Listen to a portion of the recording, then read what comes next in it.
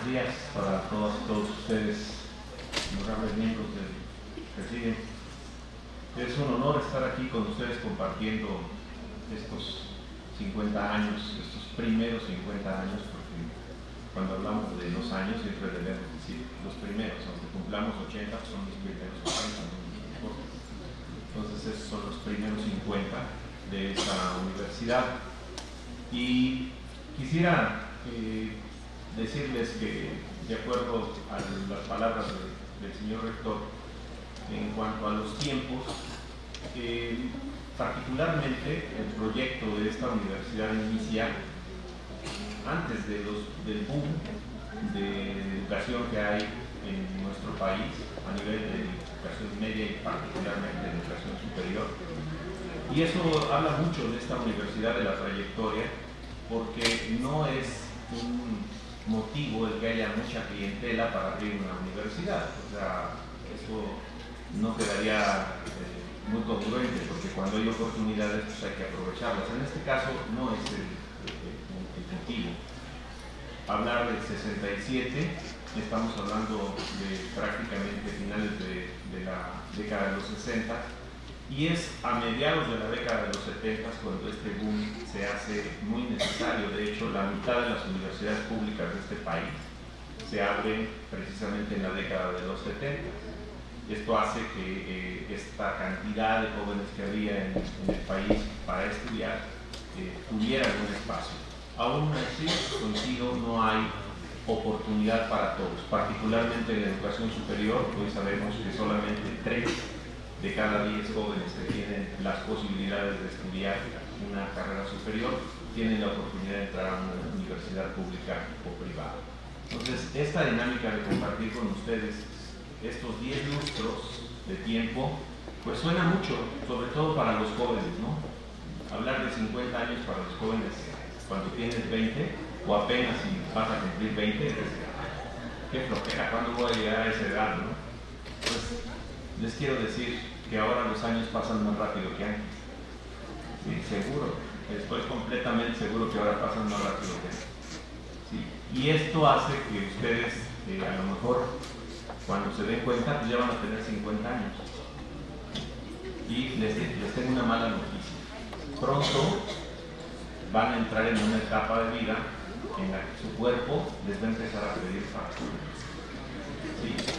El cuerpo humano empieza a envejecer a los 30 años. A los 30 años empezamos a hacer procesos ya degenerativos. ¿Sí? ¿Y eso qué pasa? Pues aquí las mujeres estaban diciendo, no, bueno, las mujeres casi a todas les falta aquí mucho para llegar a los 30. Sin embargo, eso no lo podemos detener, es un reloj biológico. Entonces, es cuando empezamos a tener que pagar las facturas de los que vivimos antes, ¿no? De cómo los vivimos antes. Esa es una dinámica muy importante. Y precisamente por eso quiero decirles que vamos a acompañar estos 50 años en lo que les voy a platicar. Yo voy a hablar de un eje doble que va a cruzar estos 50 años. Y el eje del que voy a hablar se llama convicción y conveniencia. Estos dos ejes van a cruzar durante todo el proceso del que voy a hablar. Estos 3 elementos de los que me pidieron hablar, o sea, de los más importantes sobre lo que es la educación, yo escogí 3. La dinámica de los retos que tiene la educación hoy en día son múltiples. No podríamos decir cuál es más importante que otro, solamente elegí 3. Y los 3 que elegí son los profesores, los alumnos y los padres como padres de familia. ¿Sí? Esos 3 elementos son reto, han sido reto y seguirán siendo reto toda la vida cuando hay educación. Vamos a hablar del primero, porque nos toca, es el de los profesores, y vamos a ver estos 2 ejes. ¿Cómo te haces profesor? ¿Te haces profesor por convicción o por conveniencia? Cada quien sabrá por qué lo elige, ¿no? Entonces, pero es muy diferente hacerte profesor por conveniencia o por convicción. La dinámica de ser profesor implica muchos elementos. No solamente es saber lo que vas a enseñar. Generalmente en la educación superior, hace muchos años, más años antes de que yo empezara a ser profesor, obviamente yo soy de Jurásico temprano, entonces ustedes se podrán imaginar, pero antes de esa etapa, sí, los profesores tenían una dinámica difícil de enfrentar, pero también las condiciones eran distintas.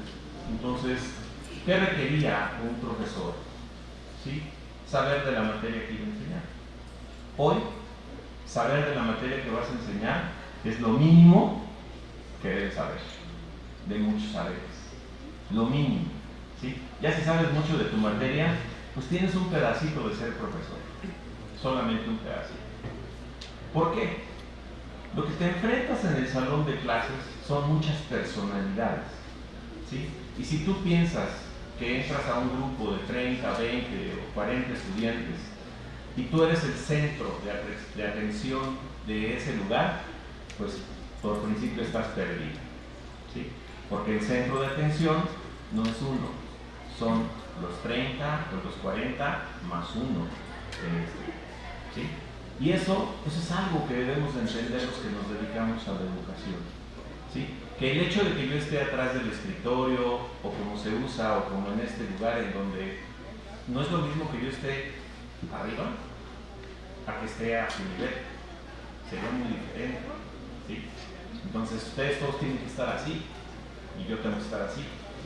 Entonces, y no es que yo los vea hacia abajo ni que ustedes me vean hacia arriba, son cuestiones de perspectiva, pero yo soy igual que ustedes, con muchos más años obviamente, pero soy igual. Y si yo en un salón de clases no entro en esa dinámica de verlos a todos iguales, pues estoy perdido, yo voy a ser el diferente. Pues sí, que malo ser diferente, porque te vuelves el sitio en el que todos voltean a ver. Los estudiantes, ¿qué critican de un maestro? ¿Saben lo que critican? Todo, o sea, todo y más, ¿sí? Todo. Si te bañaste, si no te bañaste, si te bañas seguido, si no te bañas seguido, cómo te vistes, ¿sí? Cómo te comportas, ¿sí? Ellos miden algunas cosas que son muy objetivas y otras que son muy subjetivas, pero te miden todos los días, te meten un escáner, todos los días, ¿sí? Entonces, uno como profesor, si tienes 3 grupos, tienes 90 alumnos, o sea, pues es difícil que le metas escáner a todos, ¿no? Sin embargo, se lo tienes que hacer, porque si no, estás perdido. En ese sentido, estás perdido. Entonces, ¿cómo mete el estudiante un escáner? ¿Cómo mete el estudiante un profesor? Obviamente, ¿quién es el que tiene más apodos? ¿Qué profesor es el que tiene más apodos? Pues el que tiene más defectos, ¿sí? O más cualidades, pero ese es el que tiene más apodos. Y los alumnos son especialistas en ponerles apodos a los maestros, ¿o no? ¿No? Pero ¿qué creen? También nosotros les ponemos apodos a ustedes. No crean que son tan exclusivos y que también nosotros, entre nosotros, también les ponemos apodos a ustedes. ¿Por qué? Pues porque somos personas, somos seres humanos, somos iguales. Y esa dinámica hace que ustedes también se sientan más cómodos. ¿Cuál es el mejor? Empezando, yo voy a una escuela. ¿Cuál es la mejor escuela a la que voy? En la que me siento mejor. No sé si tiene mejores instalaciones o no, pero donde yo me siento bien, ¿sí? Esa es mi mejor escuela. ¿Cuál es la mayor diversión de la escuela? ¿Las clases? Ajá. Sí. ¿Cómo no? ¿Qué es la mejor diversión de la escuela? Pues ver a mis cuates, ¿no? Eso es lo que extraño en las vacaciones y no los veo. Es el ambiente, pero no precisamente las clases. Sin embargo, aquel profesor que te atrapa, tal vez sea ese profesor que es profesor de convicción, ¿sí? Ese que te atrapa, ese a que le pones atención, ¿sí? Aunque tengas sueño, ese a que le pones atención aunque tengas hambre, ese que te deja algo de lo que dice alguna vez y que te marca y que te hace reflexionar. Ese es el profesor de hoy, pero también fue el de ayer y el de antier y el de hace 5 décadas, ¿sí? Ese es el mismo profesor de hoy. El problema es quién es profesor de convicción y quién es profesor de conveniencia. ¿Sí? Si yo tenía necesidad de un trabajo y la única opción que tenía de trabajar era dar clases, pues entro a dar clases. ¿Sí? Y tendré que adaptarme a dar clases. Y a lo mejor ahí me convenzo de que esto era lo mío, pero en un principio yo no lo pensé. En cambio, cuando empiezas porque estás aferrado a que quieres compartir lo que sabes, aunque sea lo poquito que tienes que hacer en el salón. Hoy, ¿qué te piden los estudiantes? ¿Qué piden ustedes a los profesores? No solamente que sepas tu materia, también le pides que sea buena onda, como ustedes dicen. ¿Sí? El señor rector decía de otra forma, que sean buenas personas, pero ustedes dicen que sean buena onda. ¿Sí? Entonces, ese profesor buena onda no necesariamente tiene que ser el que es barco, ¿eh? No. El profesor transatlántico, ese profesor, pues sí les va a dejar un buen sabor de boca, pero dura poquito ese sabor de boca. Porque la calificación que se lleve regalada no va a reflejar realmente lo que aprendieron y lo que saben. Sin embargo, se ve bonita en la boleta, ¿no? Y ese es el satisfactor, pero dura poquito. Es mejor ganarse un 8, un 7 o hasta un 6, ¿sí? O hasta un 5, ¿no? ¿Por qué me gané el 5? Pues porque no estudié, me lo gané. Entonces, pero no pensemos que las calificaciones que tenemos se las debemos al profesor, nos las debemos a nosotros mismos. Sin embargo, el profesor es evaluado por cuántos pasan en su salón y cuántos no pasan. Entonces, eso es importante para el profesor. Pero si pasan o no pasan, ¿es lo importante? No, es que se llevan, que aprenden cada día de clase. Y eso es algo muy difícil para nosotros. Ustedes lo que quieren de un profesor hoy es que sea buena onda, que además sea alguien que los escucha. ¿Sí? Que cuando ustedes tienen un problema puedan acercarse a él. O que el profesor tenga la óptica de verlos y de saber en qué momento están pasando o qué momento están pasando y te digan, ¿qué te pasa? ¿Qué es lo que tienes? O darme cuenta de que tienes un problema porque tu rendimiento no es el mejor. Entonces, esa responsabilidad de ser profesor hoy es exactamente la misma que teníamos hace una década o hace más décadas. Sí, el profesor sigue siendo lo mismo, siempre y cuando sea un profesor por convicción o sea un profesor por conveniencia. Ahora vamos a hablar de los alumnos.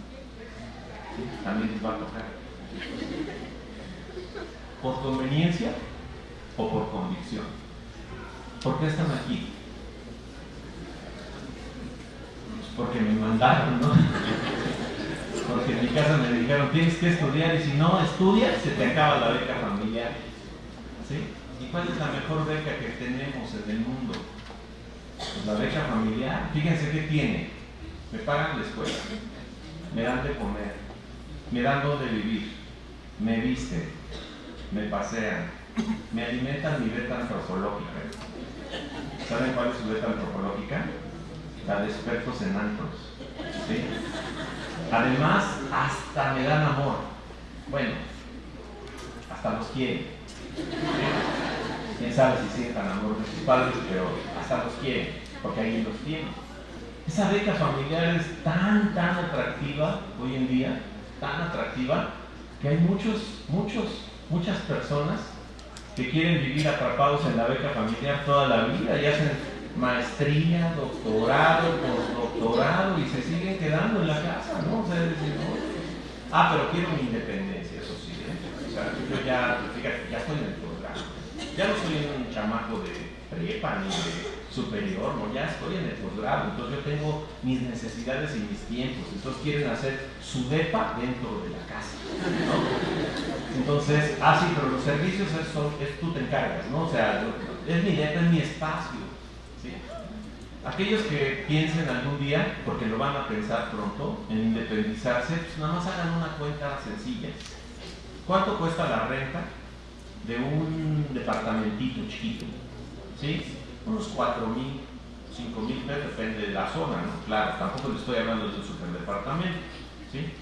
Eso les cuesta. Hay que pagar la luz, el agua, el gas, ¿sí? Que nunca se acuerdan. Siempre piensan que el gas, como en la casa, es así como mágico. Ya sale caliente el agua, ¿no? O sea, uno la valora, ¿sí? Entonces, ¿quién compró el gas? ¿Y quién se dio cuenta si había gas o no había gas? ¿Sí? El que se tiene que encargar, ¿no? Yo no. Yo soy estudiante. Entonces, esa parte, esa dinámica de ser estudiante toda la vida o de ser un estudiante de tiempo completo, implica eso. Van a tener la tentación de salirse de su casa. Estoy seguro que la van a tener. Pero piénsenle antes, porque perder la beca familiar les va a costar por lo menos unos 8 o 9 mil pesos mensuales, ¿sí? Incluyendo la beca antropológica, ¿no? Porque hoy pues, la beca antropológica necesitas para un antro mínimo pues, unos 150 pesos, ¿no? Yo sí, estoy barato, sí, ya les dije que yo soy de Jurásico temprano, ustedes no sé a qué los van, y de repente dicen, no, por lo menos un 500, ¿no? Bueno, quién sabe qué toman ustedes, que se dejan, creo yo que en la dinámica popular sabemos a qué antro vamos, no es a veces al que más nos gusta, ni al que está de moda, sino para el que nos alcanza, ¿no? Entonces vayamos al que nos alcanza. Pero esa beca también es importante en ustedes. ¿Cuál es la parte más importante de ser estudiante por conveniencia o por convicción? Para ustedes, ¿sí?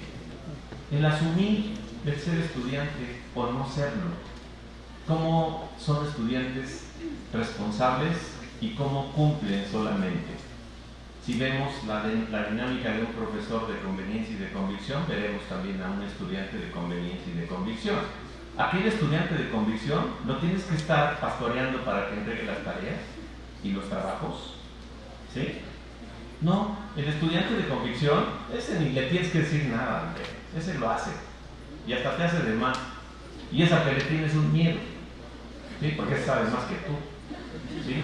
Y hoy en día con el maestro Google que les enseña a todos en todo lugar y a todas horas, ¿sí? Pues te supera rápidamente el que tú no conozcas de todo. Por eso el maestro, solo sabiendo de su materia, sabe muy poco de todo lo que hay que saber. Entonces, ustedes pueden tener muchos medios a la mano, pero el estudiante de convicción, estoy seguro que es aquel, sí, que no le tienes que decir nada ni lo tienes que andar pastoreando para que saque una buena calificación. Es el que hace el punto, me interesa, me gusta y lo hago, punto. El de conveniencia, ¿qué hace? ¿Sí? ¿Ustedes creen que es como secreto que copian? ¿Que piden las tareas? Ese que pide las tareas las pide desde la primaria, ¿sí? Y se les queda la tecla pegada y la siguen pidiendo, o sea, así es. Entonces, vas a ser un estudiante que tienes conveniencia de venir a la escuela porque tienes que sostener la beca familiar, algún día quieres tener una carrera y con tu carrera a lo mejor tienes un mejor trabajo. Eso no es garantía. Tener un título profesional no garantiza nada. Yo les dije hace rato que 8,000 pesos para vivir solos y van a sobrevivir solos, ¿sí? ¿Y saben cuánto cuesta? ¿Cuánto es un salario para un recién egresado ahorita? ¿De una licenciatura? Pregúntenle a alguna persona por ahí cuánto pagan. Vean en el periódico cuánto le pagan a un recién egresado. Y se darán cuenta de que aunque sean recién egresados, no les va a alcanzar para ser tan independientes como ustedes quieren y que además, sí, puedan tener otras cosas. Entonces, hay que valorarlo muy bien y estar mejor preparado para poder ser un estudiante de tiempo completo, un estudiante de convicción, un estudiante de conveniencia, como ustedes lo hayan decidido ser. Esa es la parte importante. Y no sé cuál de ustedes van a elegir o cuál de las dos ustedes eligieron. Ahora vamos a hablar de los terceros, de los padres de familia. Sé que aquí no están los padres de familia de ustedes, de los estudiantes. Algunos tal vez porque algunos de los profesores deben de tener a sus hijos aquí, lo cual no creo que sea tan cómodo, porque de verdad eso es difícil. Sin embargo, bueno, puede suceder. Pero voy a hablar de los padres de familia, de todos los que tenemos hijos, ¿no? Ellos también tienen responsabilidad y son un reto en esta dinámica de la que estamos hablando en la educación. También, conveniencia o convicción. ¿Eres papá por conveniencia o eres papá por convicción? ¿Sí? Ustedes saben, es un secreto, pero sepan que la maternidad no es un instinto y la paternidad menos. ¿Sí? ¿Qué es? Es un proceso que se construye. Nadie nace para papá ni para mamá. ¿Sí? Y nos vamos construyendo poco a poco. Entonces, el que tú decidas tener un hijo por convicción, por conveniencia, y ahí le agregaríamos uno, por consecuencia. Ya sabrán a qué se refiere con consecuencia, pero puedes tener hijos por consecuencia también. Entonces, pero solo vamos a hablar de los de conveniencia y de los de convicción. ¿Sí? Entonces, tal vez cuando te dicen desde un principio que el escenario que tienes que trascender es la familia, y vas a trascender ese escenario el día que tú tengas una familia. Si no, no trasciendes ese escenario porque te quedas atrapado. Como el escenario del estudio, nunca lo trasciendes si nunca trabajas lo que estudiaste. Entonces es bonito tener muchos títulos pegados en la pared, ¿sí? Pero si ese título no lo ejerces en una función, no te sirve de nada. Ni presumas de que tienes muchos títulos cuando no lo ejerces, cuando no sabes cómo ejercerlo. Entonces, esa dinámica yo creo que es muy importante. Van a ganar un título, uno se gana un título, pero después hay que seguir haciendo muchas cosas para poder hacer que ese título tenga valor. Aunque se vaya haciendo viejo en la pared, eso no importa. Lo que importa es cuánto pude hacer con el esfuerzo que me dio tener ese título. Entonces, los padres hacen lo mismo. Felicidad absoluta cuando nace el hijo, ¿no? Todos estamos emocionados porque nació el hijo. Pero al mismo tiempo que nace un hijo, y sepan ustedes que no tienen hijos, que ustedes también van a tenerlos, es emocionante, pero también empieza a generar mucha preocupación. ¿Cuál es la preocupación? Hay una palabra que los jóvenes siempre piensan que es mala palabra, y no es mala palabra. Pero una de las grandes preocupaciones que nosotros como padres tenemos con nuestros hijos es que nuestros hijos se vayan al desmadre. Esa palabra es mala palabra. No. Desmadre es aquel río que se sale de su cauce. Dijeron que no le moviera, mira. Sí, que el micrófono estaba así de mírame y no me toques. Ya lo toqué y ya me miro. Entonces, dices, esta parte, cuando dices que los padres cuidan esa parte del desmadre. Nosotros, y es una analogía, todos los ríos hacen un lecho. El lecho del río sigue un camino hasta que sale. ¿Sí? Ese es el lecho del río, esa es la madre del río. ¿Qué es lo que hace que un río se salga del cauce? Pues todos los elementos naturales que van a hacer más lluvia, ¿verdad? En el caso de los humanos, ¿cuáles son esos elementos? Pues todos los peligros que hay afuera, las drogas, las permitidas y las no permitidas. Porque de las permitidas nunca hablamos, ¿verdad? Pero son las peores que las no permitidas. Somos más consumidores de las permitidas que de las no permitidas. Sin embargo, siguen siendo drogas. ¿Qué pasa con todas las personas que están a tu alrededor y que te pueden llevar a un camino que no es el que tus papás quieren? ¿Sí? Las famosas malas compañías. Entonces, tienes tú que pensar en que si tus hijos van a hacer lo mismo y se pueden desmadrar en el camino, ¿qué se pasan los padres de familia haciendo muchos años? ¿Qué hacen las personas cuando viven a la orilla de un río y empieza a llover y no quieren que se salga del cauce? Pues les empiezan a poner costales a las orillas del río para que aguante el nivel y no se desborde y no se desmadre. ¿Sí? Eso es lo que se pasan haciendo los padres de familia durante muchos años. Y algún día a ustedes como jóvenes seguramente les va a tocar hacer eso. Habrá algunos a los que les tengan que poner muchos cojincitos de arena y habrá otros a los que les tengan que poner menos cojines de arena para no desmadrarse. Pero sin embargo los peligros están y puede suceder. Y esa es una de las principales preocupaciones de los padres de familia, que ustedes no se desmadren. ¿Sí? Entonces, eso es algo que nos preocupa cuando somos padres. Y ahora vamos a la educación. ¿Ustedes piensan Sí, los jóvenes piensan que la educación es la que vienen a recibir a una escuela. Ustedes ya deben de venir a la escuela educados. En los primeros años de vida van a hacer los principios y los valores. Y aquí nosotros lo que tendremos que hacer es cuidar muchos espacios para que ustedes puedan aprovechar esos principios y esos valores que vienen de la casa. ¿Cuál es el reto de los padres de familia el día de hoy? Los roles parentales están y han estado en crisis durante muchos años. A nadie nos dan un curso para ser papá o mamá, ¿sí? Y los roles parentales hoy cada vez son más complicados. Hace algunos años un rol parental perfecto, la pareja perfecta, el padre perfecto, era aquel que era buen proveedor y no faltaba con la quincena espiritualmente y llegaba con la quincena puntual. Ese era un buen padre, nunca faltaba nada en la casa. Hoy ya no es suficiente. No es suficiente. ¿Por qué? Porque hoy el padre se tiene que involucrar en la dinámica del hogar, en la dinámica de los hijos. Porque además, hoy el ser proveedor ya no es exclusivo de los hombres. En la mayoría de los casos, en las casas, hay dos proveedores, ¿sí?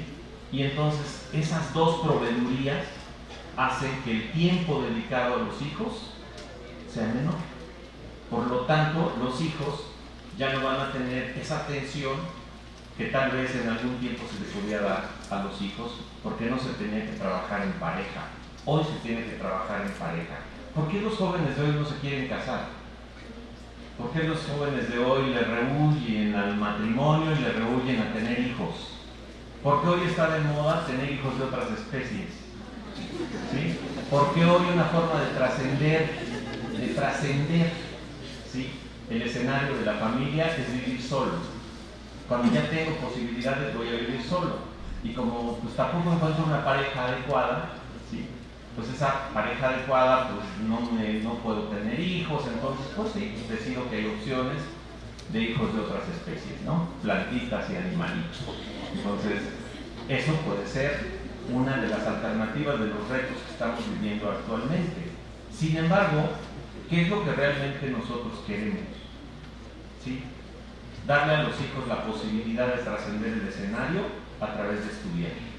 Si les damos esa posibilidad, es para que trasciendan ese escenario y algún día de la escuela puedan pasar a ser profesionistas o puedan pasar a ser personas que ejerzan una función en el trabajo y puedan tener impacto social. Entonces, estas dinámicas son algo que debemos de tener en la cabeza. Estos tres elementos, que es responsabilidad como profesor, convicción o conveniencia como alumno y como papá. Yo les digo a mis alumnos, porque de los 39 años que anunciaron, no he dejado de estar en el salón de clases un solo día. Los 39 años haya ocupado el cargo que haya ocupado, no he salido del salón de clases. ¿Y por qué? Porque muchos de los profesores, tanto por conveniencia o por convicción, seguimos en el salón de clases.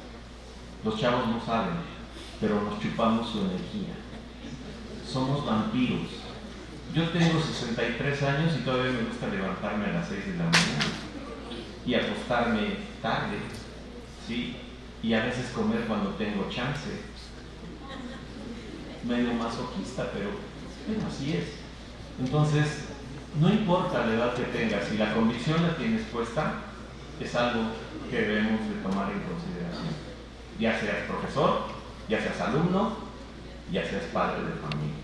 Entonces, si no equilibramos estos tres elementos que acabo de tocar, díganme ustedes si no seguirán siendo retos la educación, ¿sí?, para todas las personas que vivimos en este país. Hace un rato el señor rector hablaba de la situación de crisis que vivimos a nivel no solamente de México, sino de todo el mundo, ¿sí?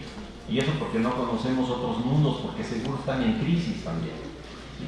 Pero la condición es decir, con campañas de poner una bandera en tu perfil, con campañas de hecho en México, con campañas así, vamos a salir adelante como país. Vamos a salir como país adelante el día que cada uno de nosotros, como personas, hagamos mejor lo que nos toca hacer ese día, ¿sí? Y no pensemos ni nos convirtamos en el hombre del mañana o la mujer del mañana. Sí, mañana lo hago, ¿eh? Mañana lo hago. Mañana no existe. Pasado no existe. Ayer ya no existe. Ya se fue. Mañana tampoco, porque no sabemos qué vaya a pasar. El que existe. Y si ustedes no trabajan hoy, los políticos dicen que los jóvenes son el futuro de México. No. El futuro de México no existe. Lo que existe es el presente de México, y el presente de México pueden ser los jóvenes, pero también los viejos, ¿sí? Somos los mexicanos los que nos sentimos mexicanos, y también pueden ser mexicanos por convicción y por conveniencia. No vamos a permitir que nadie nos critique como mexicanos si no son mexicanos, como yo tampoco voy a criticar a otros de otro país, porque yo no soy de su país, ¿sí? Podré criticar a un maestro cuando yo sea maestro, podré criticar a un alumno cuando yo sea alumno, podré criticar a un padre cuando yo sea padre, pero antes no podía hacer eso, no puedo hacer eso. Entonces, las condiciones cambian y mis escenarios personales cambian.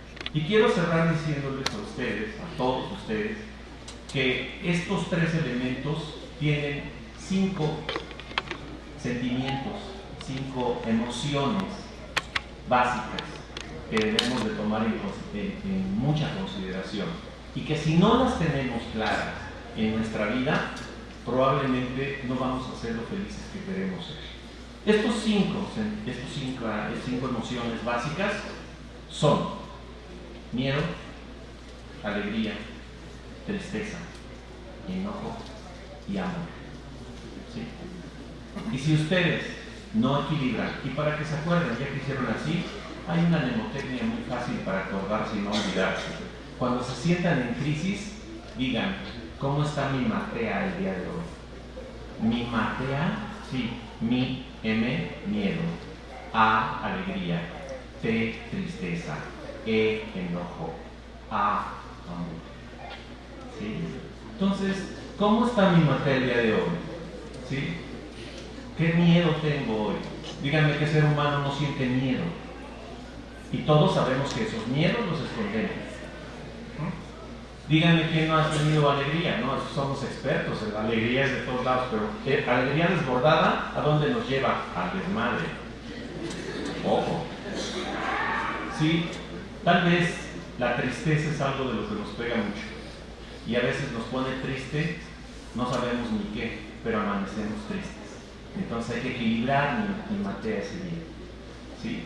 El enojo, en lo que somos especialistas. Salimos de la casa y ya nos estamos enojando con el primero que pasó, si no pasa el camión, si no esto, si no lo otro. Hay muchos motivos de enojo. Pero también hay que ver cómo está. Y el amor, el más complicado de estas emociones, es el amor. Y los chavos creen que son expertos en amor porque apenas lo están sintiendo. Dejen que lleguen a unos años más y van a ver qué complicado es el amor. Entonces, yo lo que les pido, jóvenes, yo lo que les pido, señores profesores, es que vivamos una vida pensando en que no por convicción o por conveniencia vamos a hacer lo que nos toque hacer. Hagámoslo porque decidimos hacerlo. Y hagamos responsables a nosotros mismos de las decisiones que tomamos y de las consecuencias que nuestras decisiones llegan a dar. Muchas gracias y buenas tardes.